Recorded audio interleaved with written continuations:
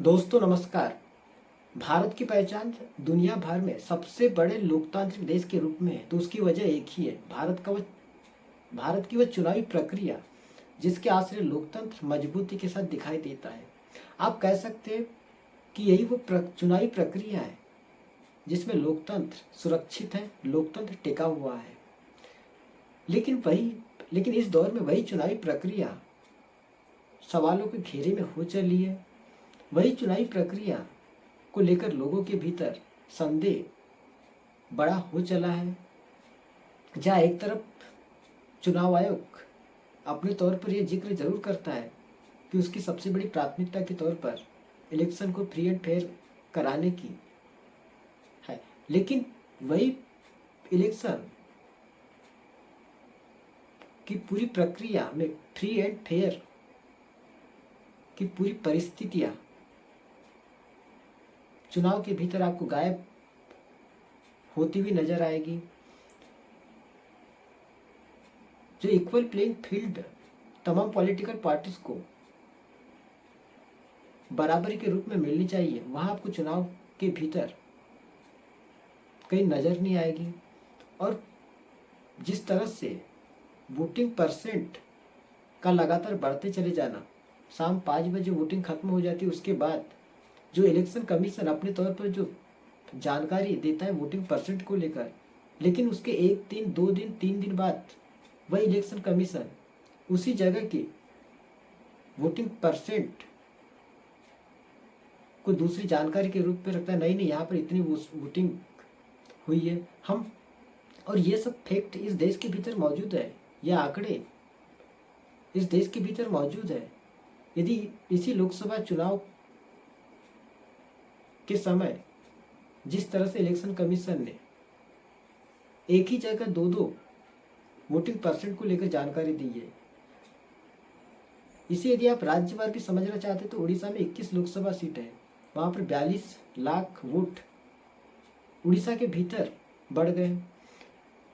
महाराष्ट्र में 48 लोकसभा सीट है, लेकिन वहां पर भी 82 लाख से भी अधिक वोट वहां पर भी बढ़ गए।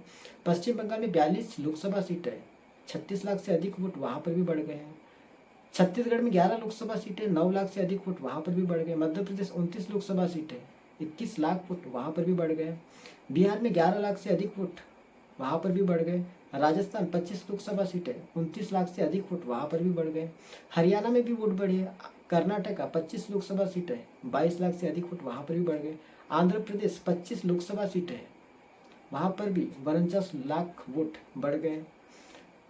और यदि आप इसे फेस वाइज भी समझना, देखना और समझना चाहते हैं तो फेस वाइज में भी ये आंकड़े आपको बढ़ते हुए नजर आएंगे। फेस 1 में इलेक्शन कमीशन की पहली जानकारी जो शाम 5 बजे वोटिंग खत्म होती है, उसके बाद जो इलेक्शन कमीशन अपने तौर पर जानकारी देता है, तो फेस 1 में इलेक्शन कमीशन की पहली जानकारी 62.87 के रूप में थी। लेकिन उसके बाद उसी जगह इलेक्शन कमीशन की जानकारी निकल कर आती, नहीं 66.14 फेस 1 में वोटिंग परसेंट हुई। यानी यहाँ पर भी 54,45,000 वोट यहाँ बढ़ गए।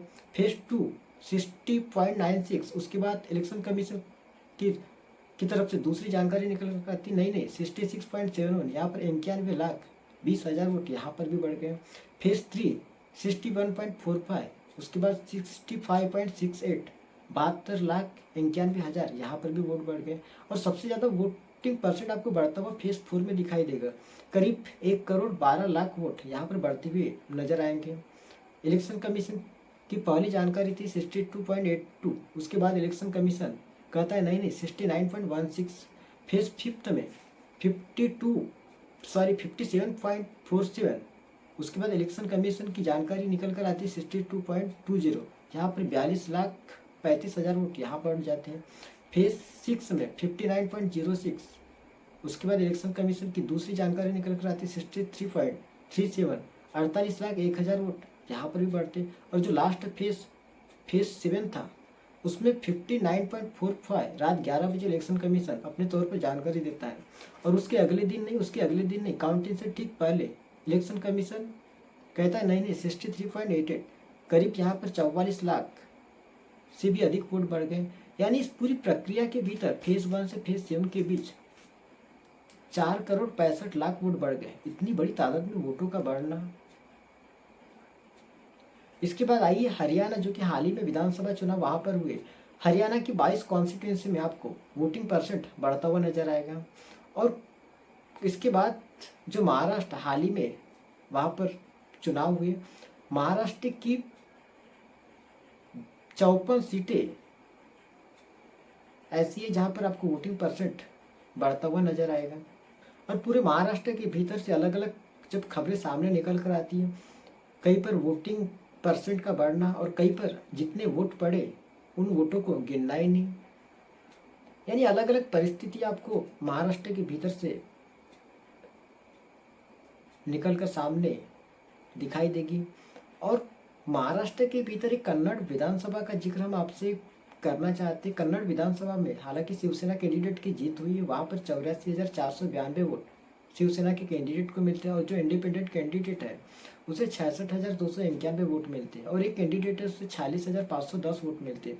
लेकिन ध्यान दीजिए, इसी कन्नड़ विधानसभा में के अंतर्गत अलग अलग गांव और वहां पर एक तलनेर गांव है। उस तलनेर गांव में कुल वोट 396 है, वोट पड़ते 312, लेकिन उसी गांव में एक शिवसेना के कैंडिडेट को 326 वोट मिल जाते हैं, एक कैंडिडेट को 194 वोट मिल जाते हैं और एक कैंडिडेट को 104 वोट मिल जाते हैं। अब आप इन तीनों कैंडिडेट को जोड़िए तो इन तीनों कैंडिडेट के वोटों को यदि आप जोड़ेंगे तो 600 के पार हो जाएगा। क्या कल्पना कर सकते हैं, जहां पर 312 वोट पड़े लेकिन इन कैंडिडेट को 600 से भी अधिक वोट मिल जाती है। इसी के आसपास आप देखेंगे खीवापुर गांव नजर आएगा, वहां पर कुल वोट 1135 है, 747 वोट उस जगह पड़ते, लेकिन शिवसेना के कैंडिडेट को 813 वोट मिल जाते हैं। यह अपने आप में सवाल पैदा करते कि इलेक्शन और इलेक्शन की पूरी प्रक्रिया में जो हेरा फेरी फैक्ट के तौर पर खुलकर सामने। और महाराष्ट्र के भीतर एक गांव है जहां पर लोगों का गुस्सा, लोगों के भीतर से आवाज निकल कर आती कि हमारा वोट हमारे उम्मीदवार को ही नहीं मिलता। और एक दहीसुर से एक कैंडिडेट का कहना था कि मुझे सिर्फ 2 ही वोट मिले, जबकि मेरे परिवार से 50 लोग आते। क्या मेरे परिवार के लोगों ने मुझे वोट नहीं दिया क्या? अलग अलग खबरें आपको महाराष्ट्र के भीतर से दिखाई देगी और यह सब तो फैक्ट के तौर पर इस देश के भीतर मौजूद है। तो फिर इन सब परिस्थितियों में लोकतंत्र कैसे बचेगा, बड़ा सवाल तो इस दौर में हमारे और आपके लिए यही होना चाहिए।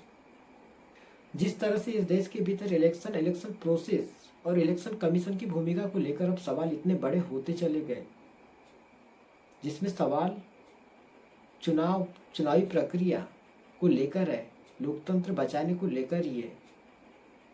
और इस दौर में वही लोकतंत्र आपको गायब होता हुआ चुनावी प्रक्रिया में दिखाई देगा। लोकतंत्र की महत्वपूर्ण सीढ़ी चुनाव, उसी चुनाव में ट्रांसपेरेंसी आपको नजर नहीं आएगी। तो सबसे बड़ा सवाल तो यही है कि लोकतंत्र कैसे बचेगा, कैसे टिक पाएगा।